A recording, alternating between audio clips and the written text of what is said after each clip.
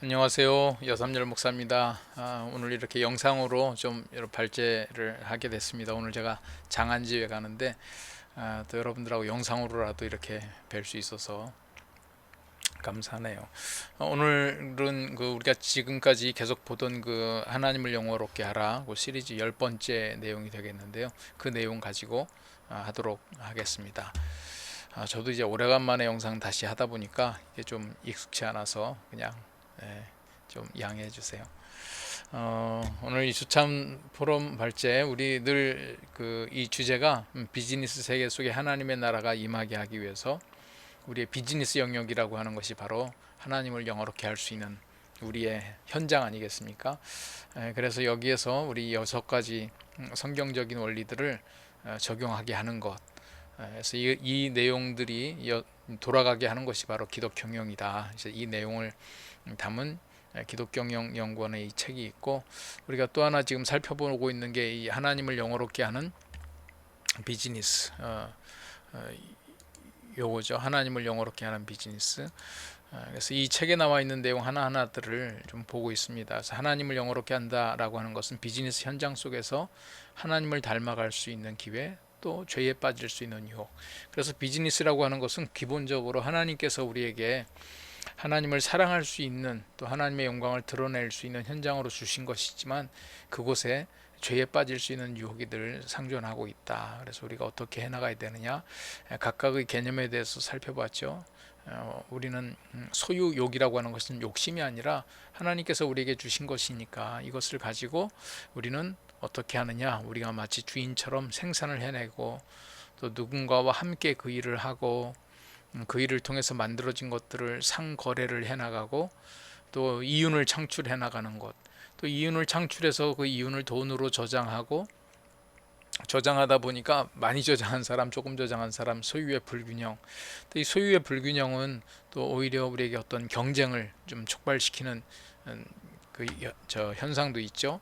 그래서 경쟁이라고 하는 것, 이 경쟁 이후에 또 우리가 더 지난달에 살펴본 건데요. 차용과 대출, 이게 종교 개혁 시대에 칼빈 같은 경우는 이런 이 차용과 대출에 대한 것, 특히 이자에 대한 정당화, 이걸 통해서 우리 산업 사회가 발전하고, 또 우리 모든 크리스찬들이 하나님 앞에서 어떤 일을 해나갈 때 적극적으로 해나갈 수 있는 그 근거가 바로 종교 개혁 시대부터 이런 일들이 있었죠. 그래서 오늘은 어찌 보면 여기까지가 그 비즈니스의 가장 기본적인 그 행위들에 대한 성경적인 원리라고 볼 수 있고, 오늘 다룰 내용은 이 마음의 자세, 그리고 그 다음에 이제 세계 빈곤에 대한 문제가 있는데, 이거는 지금까지 나왔던 비즈니스 용어들에 대한 총정리라고 보여져요. 총정리. 그래서 발제의 제목을 어, 제가 사라지는 게 낫겠네요. 발제의 제목, 비즈니스가 하나님을 영어롭게 할 수 있는 기회가 되기 위해 킹덤 컴퍼니 경영자로서 가져야 될 마음의 자세는 무엇인가. 그래서 오늘 말씀은 출애굽기 20장 말씀인데, 오늘 인용되고 있는 말씀들이 꽤 여럿 있습니다. 그래서 이따가 보면 진행하면서 읽도록 할게요. 이 발제를 다룰 때 제가 오늘은 아예 책을 그냥 쭉 읽는 것으로, 제가 한번 이 챕터가 굉장히 간단하거든요. 그래서 이 웨인 그루덴 교수님이 쓴 것을 쭉 읽어보니까 5분도 채 걸리지 않더라고요. 그래서 또 간단하지만 가장 우리의 기본적인 내용들을 담고 있는 게 아닌가 싶어요. 제가 이 발제를 할 때 여러분들 그 프린트물에다가는 인쇄를 적어 드렸는데요. 제가 그 얘기를 좀 썼거든요. 한번 그대로 여러분들 프린트물에 있는 것 읽어보겠습니다. 발제 배경 또는 이유. 피터 드러커는 2차 대전이 발발하기 직전 출판된 경제인의 종말에서 당시 발흥하고 있는 전체주의의 도전에 대처하기 위해서 경제 발전이 그 자체의 목적으로 추구되어서는 안 되며, 완전 고용 및 기타 비경제적 가치 달성과 같은 보다 광범위한 사회적 목표를 달성해야 한다는 점을 강조했습니다. 그러나 오늘날의 현실은 80여 년 전 드러커가 내다보았던 세계의 모습에서 벗어나지 못하고 있는 듯합니다. 하나님께서 선한 목적을 이루기 위해 주신 경제활동의 장에서 킹덤 컴퍼니 경영자는 과연 어떤 마음의 자세로 비즈니스 현장에 임해야 할지를 고민하는 시간을 갖고자 합니다.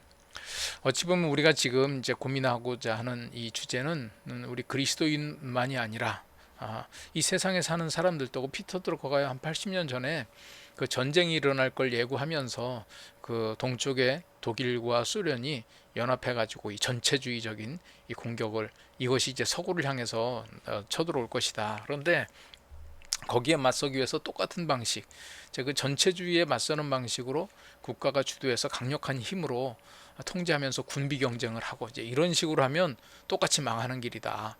그러면서 뭐라고 그랬냐면, 오늘 제가 프린트물에다 적어놓은 것처럼 정말 인류의 그 자유와 평등을 위한 가치, 그것을 실현하는 것이 경제의 목표가 되어야 되는데, 그러기 위해서는 경제 발전, 고급이 막 그렇게 돈을 많이 벌고 뭐 성장하고 여기에다가 목표를 둬서는 안 되고, 뭐 완전 고용과 같은 이런 비경제적 가치가 목적이 돼야 된다, 이런 얘기를 했거든요. 근데 결국은 오늘날 보면 이런 경쟁을 다 같이 해가고 있는 것 같아요. 그래서 또다시 전쟁의 위기가 우리에게 상존하고 있는 것 아닌가? 그래서 또 이 세상에서도 정말 이 경제 문제를 궁극적으로 해결하기 위해서는 돈 버는 문제 가지고는 안 되고, 이 사회가 제대로 돌아가야 된다, 이제 이런 얘기들을 하고 있는데, 우리 크리스찬 버전으로 보면 정말 이 사회를 위해서, 사회가 제대로 돌아가기 위해서는 또 다른, 그거보다 더 높은 상위 가치인 하나님 나라에 대한 사랑, 그것이 이 세상을 올바로 사랑하는 것 아니겠습니까?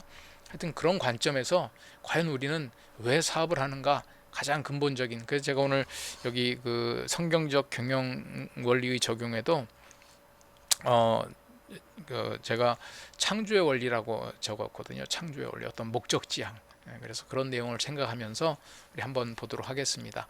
그러면 제가 이 웨인 그루뎀 교수님의 이 마음의 자세라고 하는 것이 쭉 제가 읽어보니까 5분도 안 돼요. 한번 여러분들 화면에 집중하면서, 제가 쭉 타이핑을 다 했거든요. 분량도 그렇게 많이 되지 않아서 같이 눈으로 이렇게 따라오면서 한번 마음속에 새기면서 들어주시기를 바랍니다. 제가 읽겠습니다.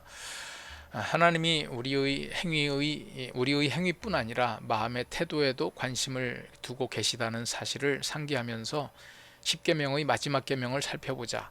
하나님은 다음과 같이 말씀하셨다. 내 이웃의 집을 탐내지 말라. 내 이웃의 아내나 그의 남종이나 그의 여종이나 그의 소나 그의 나귀나 무릇 내 이웃의 소유를 탐내지 말라. 앞에서도 종종 지적했지만 비즈니스 행위의 모든 국면에서 하나님이 우리 마음을 감찰하신다. 따라서 우리는 하나님이 흡족해 하실 만한 마음가짐으로 하나님을 영어롭게 해야 함을 상기하면서 비즈니스 행위의 다양한 국면을 분석하는 우리의 작업을 마무리하는 게 적합하다고 본다. 나의 반석이시요 나의 구속자이신 여호와여, 내 입의 말과 마음의 묵상이 주님 앞에 연락되기를 원하나이다. 하나님이 이를 알아내지 아니하셨으리이까 무릇 주는 마음의 비밀을 아시나이다. 재산을 소유하면서 청지기 사명을 수행하고 비즈니스를 통해 하나님을 영어롭게 하려면 교만을 멀리하고 하나님과 다른 사람들 앞에서 사랑과 겸손으로 가득한 마음을 소유하기 위해 힘써야 한다.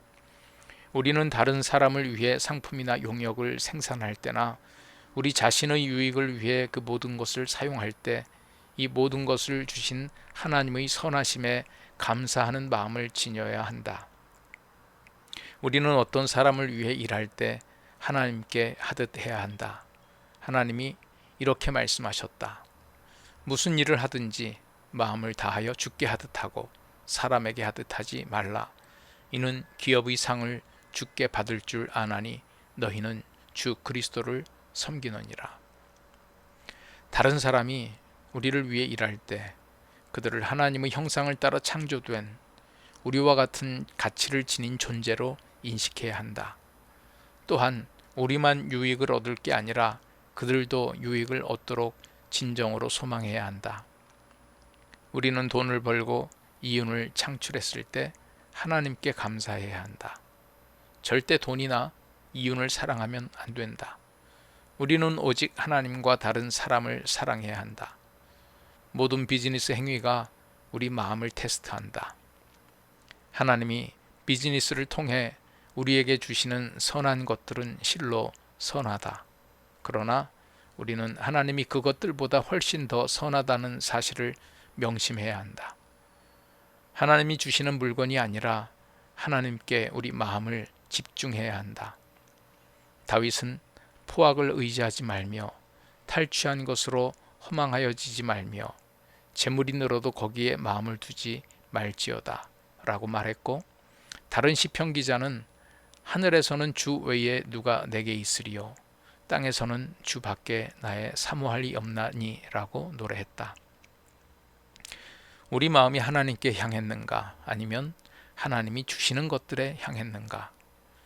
예수님은 네 마음을 다하고 목숨을 다하고 뜻을 다하여 주 너희 하나님을 사랑하라 라고 말씀하셨으며, 너희가 하나님과 재물을 겸하여 섬기지 못하느니라 라고 경고하셨다.